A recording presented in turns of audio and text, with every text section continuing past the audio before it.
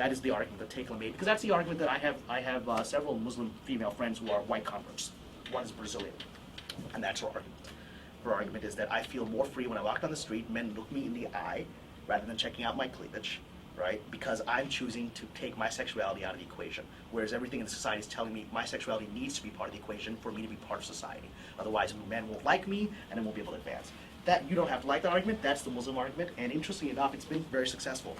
People magazine had an article a couple of months ago about how 4 out of 5 converts in America are women to Islam, because they find that Islam provides rules, dignity, and the way they see it, rules, dignity, traditional roles, which many women at least have told me. I'm not a woman, so I'm not going to say that this is right or wrong, just women who have told me that sometimes they feel that this society requires them to be both men and women. You know, they have to have the same ambitions, and they have to have the same energies, masculine and feminine, and they can't just be feminine. It's not acceptable. If I just want to be a homemaker, if I just want to, you know, nurture my family, that's beneath me. I should have this career, otherwise I'm bottom of the social ladder. That's an argument. That's an argument certainly made by traditional Muslim women. So we looked at that a lot in the second season, and you know, remember, Islam does not view itself as a religion that's whose time is up. And so it views itself very much as, we're here to solve your problems. You have prostitution, you have, you know, social chaos, you have all these women who are giving it up and getting nothing out of it except unwanted pregnancies and guys taking off. We have your solution. These are the value systems that you've all thought are outdated. They work. That's Islam's argument. That's why it continues to grow. Which episode is that in the second season? It's episode 3. And is the Dutch woman in hijab? She's in hijab for part of it. The character takes off her hijab because she's ordered to by the cell leader, because it brings attention to her, and the cell doesn't want any attention. You know, they need a nice blonde woman that no one's going to pay any attention to. You know, woman with headscarf, all attention on her. So that's, you know, that's her. But there's a great, for those of you who are interested in looking at the issue of women in Islam, there's a wonderful book written by an American journalist called The Scimitar and the Veil. It is this really incredible book that focuses on women in Islam, stories going back to the 7th century, and really challenges people's perceptions, because even Muslims have forgotten that in Muhammad's lifetime, you know, his wife Aisha was a warrior, she was a soldier. And people forget that. You know, Muhammad's first wife, Khadija, was his employer. She proposed to him, right? And there's all these stories of powerful Muslim women throughout Islamic civilization who've been queens, who've been, you know, scholars, who've been scientists, who've been spiritual leaders, and you know, till present day. So it's a wonderful book showing that the perception is not necessarily based on reality, it's based on perception. You suggest that at the heart of this issue we saw was, what is jihad? I mean, what is the nature of jihad? Sure. That's certainly this episode's question, yeah. Do you think that, do you try to raise that in other issues, and in other episodes rather, and also, do you see a goal to show Islam in a way that people really understand, why people want to be Muslim, and like on the chat boards people could say, gee, I want to investigate this further? My purpose is not to propagate. I mean, like I said, I'm very conscious of the fact when I'm this guy, people are going to say you're just a Muslim propagandist, right? And so it's very important for me, even in this show, Muslims were unhappy with the show. And I show how the Quran can be used to justify really bad stuff, right? So, you know, my goal is never to be the Muslim propagandist.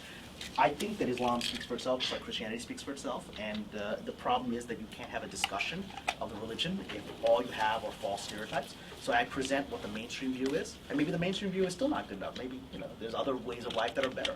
But this show attempted to at least show that mainstream Muslims have a way of life that's not completely dissimilar to the rest of Americans, and maybe their ally in this fight against terror. So. And how are you going to do it better on the French show?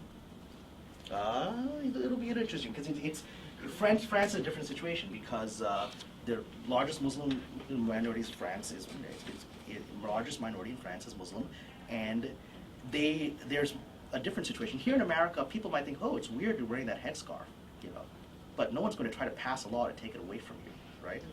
In France, you can't wear the headscarf. You know, it's an attack on French culture, you know, and so that's a different thing of what is freedom. We have a sense of freedom, we have a libertarian sense of freedom in society, that, okay, you want to go join that cult? All right, you go join that cult. You want to go dress like that? Okay, whatever. France is like, no, this is a threat to French liberty, equality, fraternity. You've got to be like this, you can't do that, you can't do that, you can't. And so that's a real problem for Muslims in France, is that aspects of the religion that they think are really part of the religion, they're being told you can't do that and be French. So we have to dress out of the French series. How do you be Muslim in French? It's very different from how to be Muslim in America. And I don't think there's very I know, I live it. There's no problem being a Muslim in America. You can be unhappy with America's foreign policy, but all of its freedoms allow you to practice your faith here wonderfully. Europe, it's a different situation. Yes? As a writer, it seems like Islam has a lot of rich material for news stories. Yes. Do you find that it limits you as a writer, that you've become a Muslim writer? I don't ever want to be the Muslim writer. In fact, I avoid that label and I run from it, because that's one way to get yourself in a box from which you can never escape. I came to Hollywood to become a writer and talk about issues I care about. The first show I worked on was The Twilight Zone, the UPN's remake of The Twilight Zone with Forrest Whitaker. That was the first show I did. And that's one of the reasons the very first script I wrote was a teen slasher. Had nothing to do with Islam, right? And currently I'm about to put out into the marketplace a new script I've written about the Mayflower, about something most people don't know. There were children on the Mayflower that were not pilgrims. They were forcibly put on a boat against their will. And that is a true story about these kids who's had to survive the journey and a new world without their parents.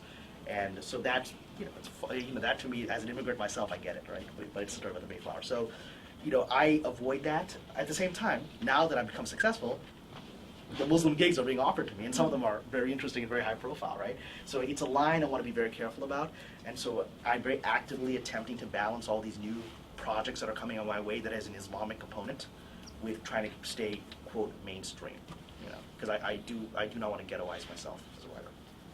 So any question, Michael? Well, I did, but Yes. it's kind of going back to the French thing. Yes. So is the main issue there versus here like a conflict between nationalism and religion? Like, It is a conflict between nationalism. Nationalism as defined by the majority nation. I mean, Right. French Muslims who wear the headscarves think they're being very good French people.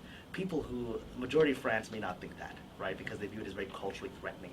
We like to dress in very elegant ways. You women are oppressing yourself.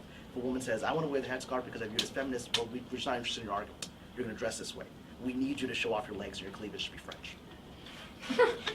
I mean that's pretty much, I talk in very simplistic terms. It's not that far off from what I'm saying. I mean, the truth is often very simple and usually very funny, because human beings are very silly. But fundamentally, that's the French culture, is if a Muslim woman is able to show off her body and be exotic and French, she's French. If she walks with what she considers dignity, oh no, we don't want that. Because women our understanding of French women is this exotic culture. That's what we exude. Fundamentally, that's what it is. I mean, I'm just an observer. I was there for 6 weeks, and I witnessed it. So the very things that the French people historically have embraced about themselves, their sensuality, their sexuality, all these things that they've been part of their culture, they feel threatened by these traditional Muslims coming in who have a different view, who view sexuality as a private family thing, right? And they view these aspects of French culture exploitative. So that's going to be threatening. Alright, going back even further, Yes. to Darwin dating Yeah. a non-Muslim, Yeah. Is that controversial? Is that acceptable? Well, I mean, under traditional Islamic law, a Muslim man can marry a Jewish or a Christian wife, right? So that, the controversy is not over the fact that she's Christian, she's Catholic in the show. The controversy is the fact that they're not married and they're doing it, right? And that's the problem. So yeah.